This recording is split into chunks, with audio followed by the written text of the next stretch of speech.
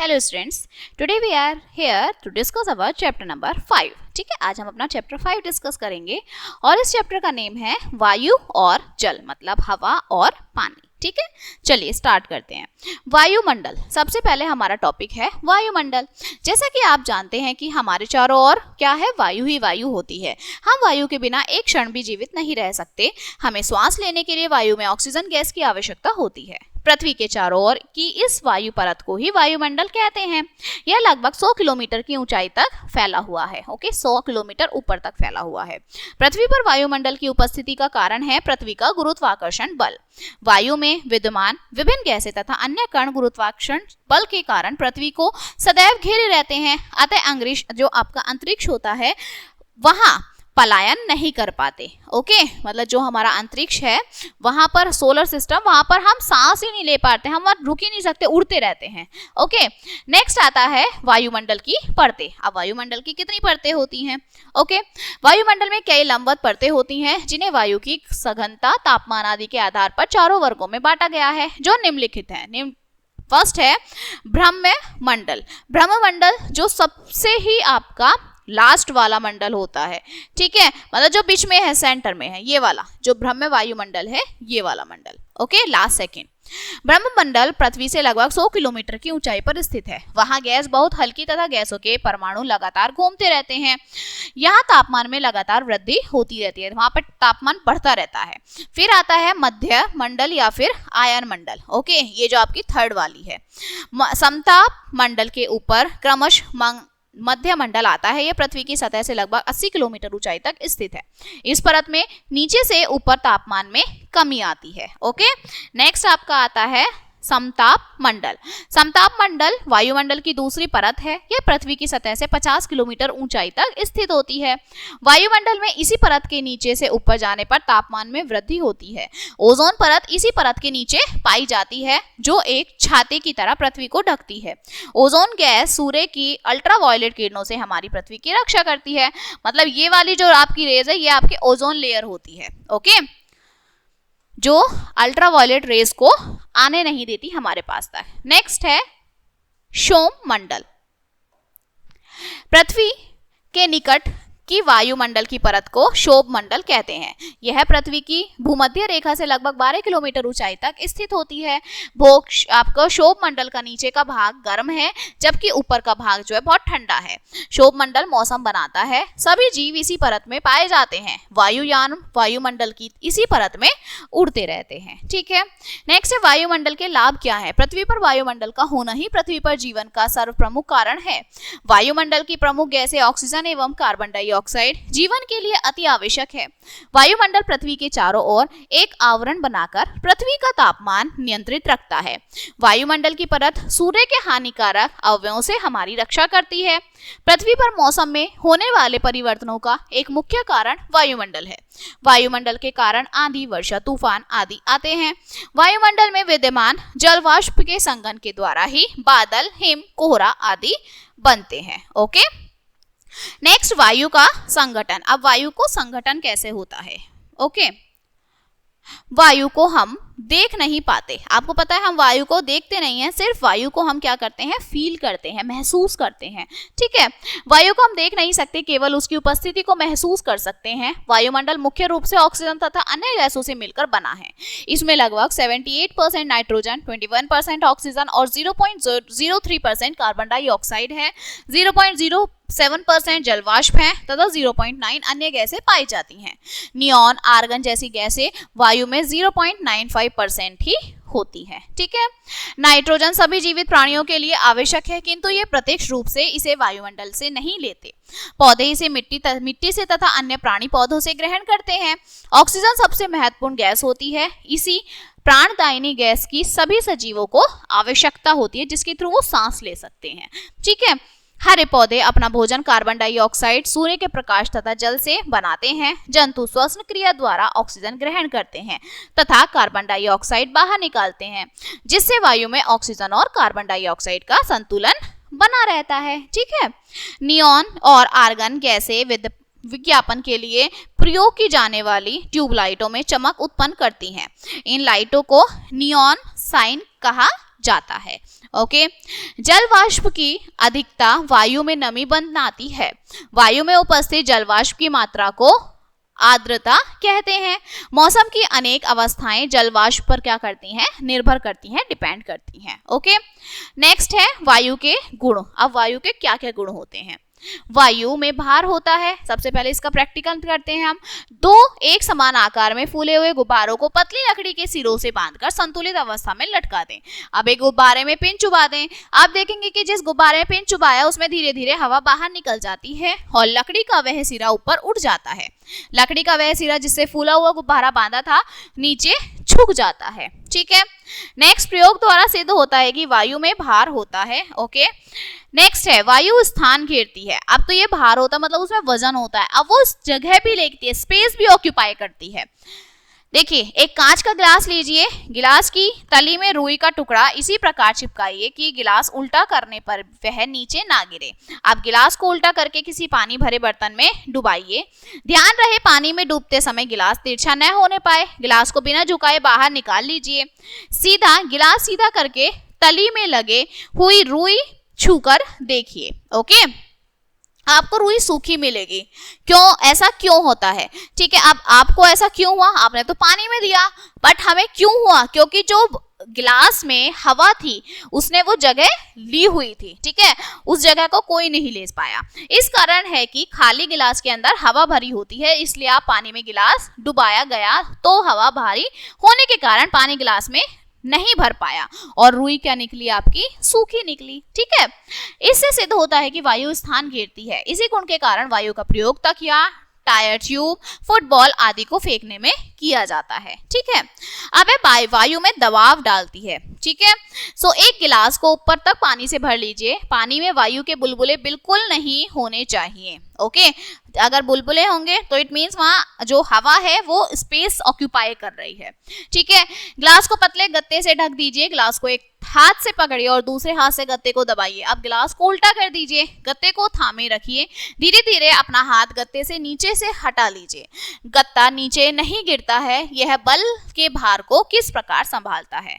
वह वायु ही है जो गत्ते के ऊपर की ओर दबाती है। गिलास के दोनों ओर की वायु का दाब नीचे की ओर है जो गत्ते के नीचे ऊपर की ओर कार्य करने लगता है। ठीक है, हम वायु के दबाव का उपयोग कई रूपों में करते हैं। जैसे आपने कागज एवं प्लास्टिक की स्ट्रॉ मतलब पतली नलिका की सहायता से शरबत, कोल्ड ड्रिंक आदि पेय पदार्थ पिए होंगे। वायु के दबाव के कारण ही हम स्ट्रॉ से कोई द्रव पी पाते हैं। प्रारंभ में जब किसी द्रव में स्ट्रॉ डाला जाता है तब स्ट्रॉ भीतर की सतह के ऊपर स्थित वायु द्रव पर दबाव डालती है। जैसे ही हम स्ट्रॉ मुंह में डालकर चूसते हैं तो स्ट्रॉ के भीतर की वायु हमारे शरीर में चली जाती है। अब स्ट्रॉ के भीतर की वायु का दबाव नहीं होता है। ठीक है, स्ट्रॉ के भीतर खाली हुए स्थान को भरने के लिए द्रव के बाहर की वायु दबाव डालती है। इससे स्ट्रॉ में द्रव क्या है, चढ़ा चला जाता है। ठीक है, इस प्रकार यह सिद्ध होता है कि वायु दबाव डालती है। लिफ्ट, आपकी हैंडपंप, सिरेंज आदि में वायु दबाव का ही प्रयोग होता है। ठीक है, नेक्स्ट है वायु वस्तुओं को धकेल सकती है। ओके, अब देखिए, किसी चलते हुए पंखे के सामने एक कागज की चरखी रखिए। चरखी घूमने लगती है। ऐसा क्यों होता है? ऐसा इसलिए होता है क्योंकि बहती हुई जो वायु चरखी के कागज पर दबाव डालती है जिससे चक्री जो होती है वो घूमने लगती है। नेक्स्ट है एक गुब्बारा मेज पर रख दीजिए। अब उसके ऊपर चित्रानुसार रबड़ रख दीजिए। गुब्बारे में हवा भरिए। आप देखेंगे कि हवा भरने पर गुब्बारे पर रखी हुई रबड़ भी ऊपर उठने लगती है। यह सिद्ध होता है कि वायु वस्तु को धकेल सकती है। ओके, आग जलाने के लिए वायु आवश्यक होती है। अब देखिए, हम आग जलाते हैं तो भैया वो तो आवश्यक है ना। 2 मोमबत्ती मेज पर रखिए। अब उन्हें जला दीजिए। उनमें से एक मोमबत्ती को गिलास से ढक दीजिए। ये सब आपके एक्सपेरिमेंट्स हैं। आप देखेंगे कि गिलास से ढकी मोमबत्ती बुझ जाती है। इसका क्या कारण है? इसका कारण ये है, कोई भी वस्तु, ईंधन आदि को केवल ऑक्सीजन की उपस्थिति में ही जलाया जा सकता है। आप सिर्फ उसे तभी जला सकते हैं। ओके, क्योंकि गैस वायु में विद्यमान है। यही कारण है कि आग जलने के लिए वायु की आवश्यकता होती है। नेक्स्ट, इसके कुछ पॉइंट्स। इसके द्वारा सिद्ध होता है कि आग जलाने के लिए भी वायु की आवश्यकता होती है। वायु में उपस्थित ऑक्सीजन ईंधनों को जलाने में और सजीवों को सांस लेने में सहायक होता है। ठीक है, कार्बन डाइऑक्साइड गैस आग बुझाने के काम आती है। यह गैस पौधों में होने वाली प्रकाश संश्लेषण क्रिया द्वारा भोजन निर्माण में क्या करती है, काम आती है। ओके, नेक्स्ट है पौधे नाइट्रोजन गैस का नाइट्रेट के रूप में उपयोग करते हैं। ओके, वृद्धि करते हैं। यूरिया आदि कृत्रिम खाद बनाने में नाइट्रोजन गैस का ही क्या करता है, प्रयोग किया जाता है। ओके, वायु का उपयोग गुब्बारे फुलाने, फुटबॉल तथा साइकिल, मोटरसाइकिल, कार, बस, ट्रैक्टर, स्कूटर आदि के ट्यूबों को भरने में किया जाता है। हवा भरे हुए ट्यूब और टायर में वायु का दबाव उसे गद्दे जैसा बना देता है, जिससे गाड़ी को आसानी से चलाया जा सकता है। ठीक है, चलिए नेक्स्ट हमारा वायु तो इतना हो गया कि वायु में दबाव होता है, स्पेस होता है, भार होता है।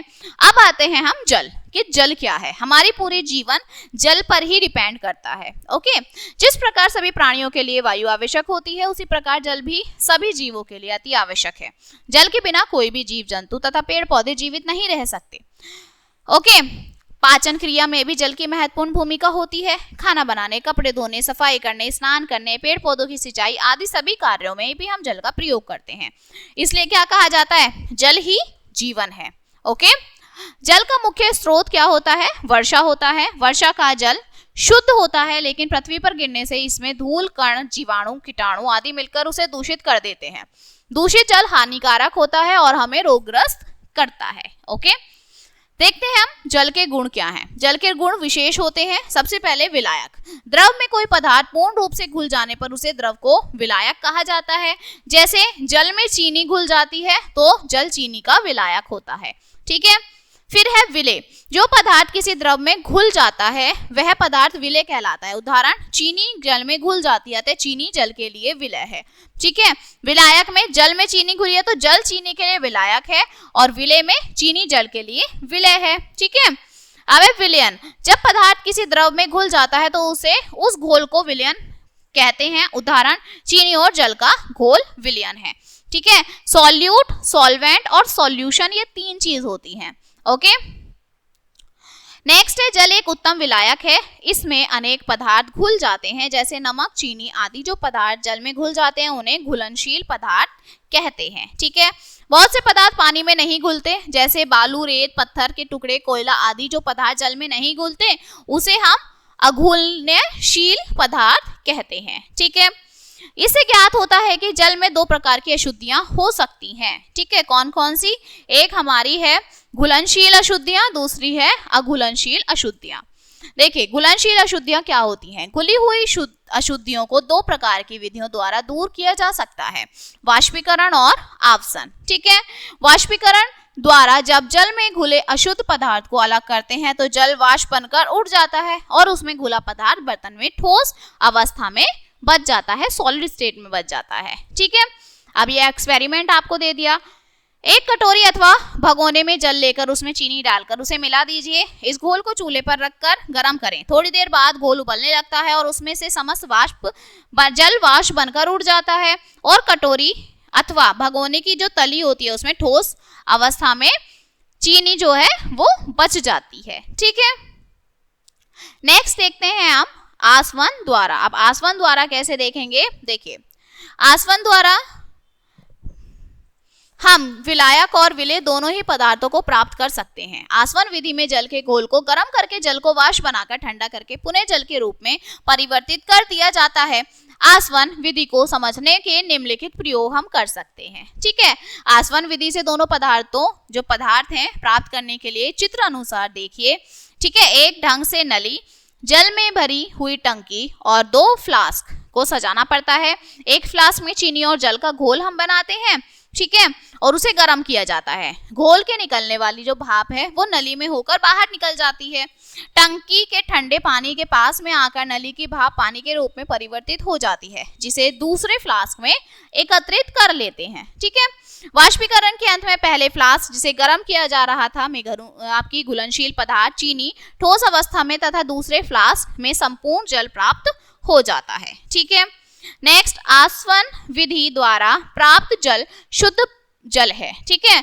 इसमें स्वाद नहीं होता, कोई टेस्ट नहीं होता है इसमें, ना इसमें कोई भी खनिज पाया जाता है, किंतु यह पेयजल नहीं है। इसका प्रयोग औषधियों और मोटर गाड़ी की बैटरी के निर्माण में होता है, ठीक है।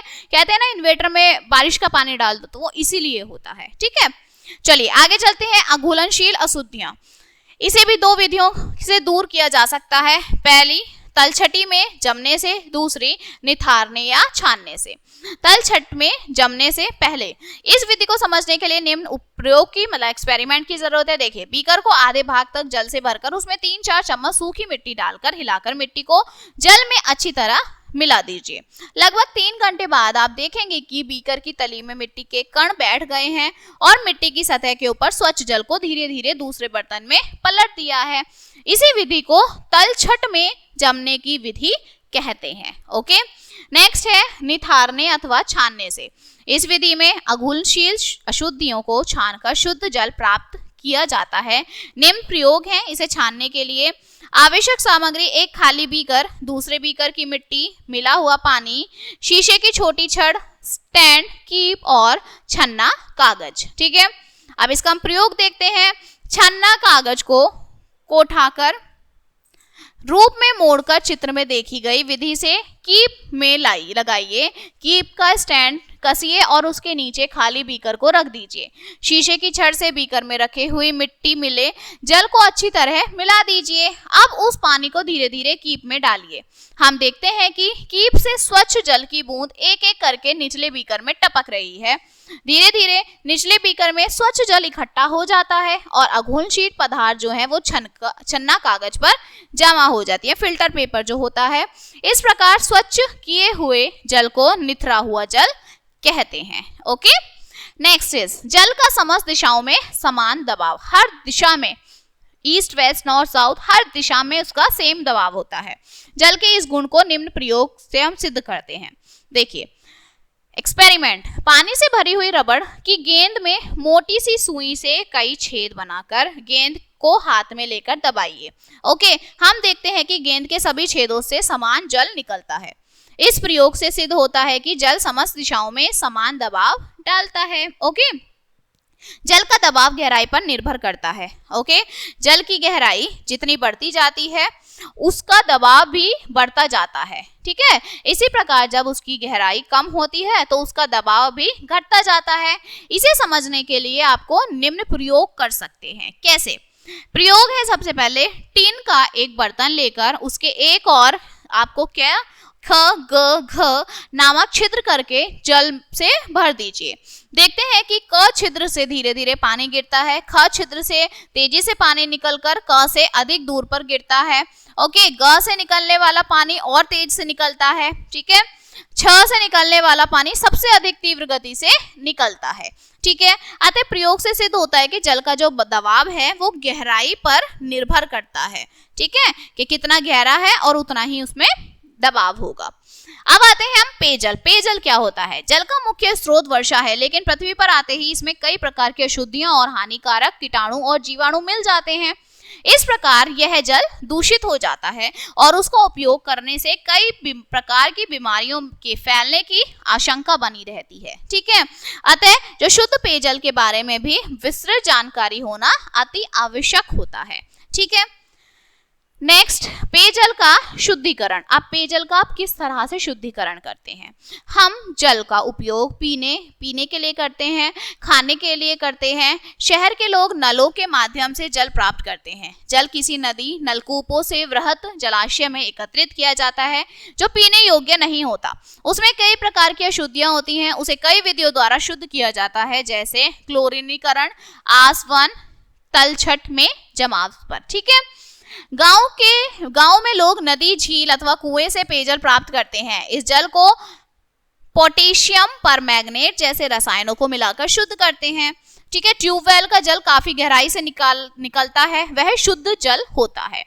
जल के शुद्धिकरण के लिए फिल्टर का उपयोग किया जाता है। फिल्टर को समय समय पर साफ हमें करते रहना चाहिए, ठीक है। नगरों में पेयजल को शुद्ध करने के लिए निम्न विधियां होती हैं। एक तो आपकी तलछट में जमाव की विधि, छानने या निथारने की विधि और क्लोरीनीकरण की विधि।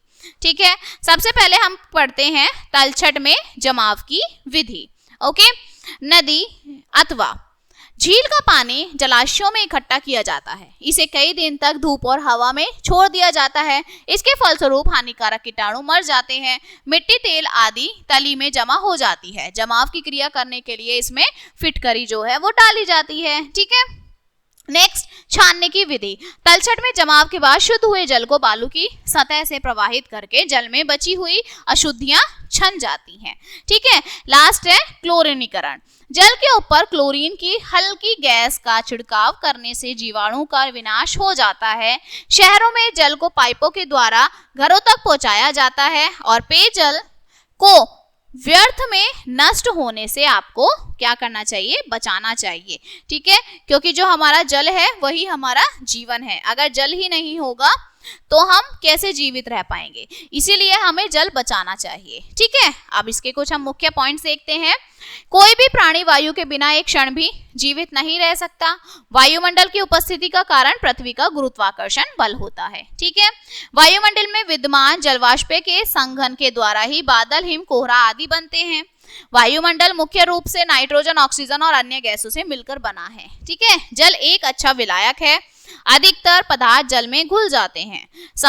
जल समस्त दिशाओं में समान दबाव डालता है। जल का दाब जो गहराई के साथ साथ बढ़ता रहता है, जितना गहरा हो उतना ही उसका ताप जो है वो बढ़ता रहता है। ठीक है, सो ये चैप्टर आपका यहीं खत्म होता है and I hope you will understand this chapter and we will meet on the next chapter. So thank you.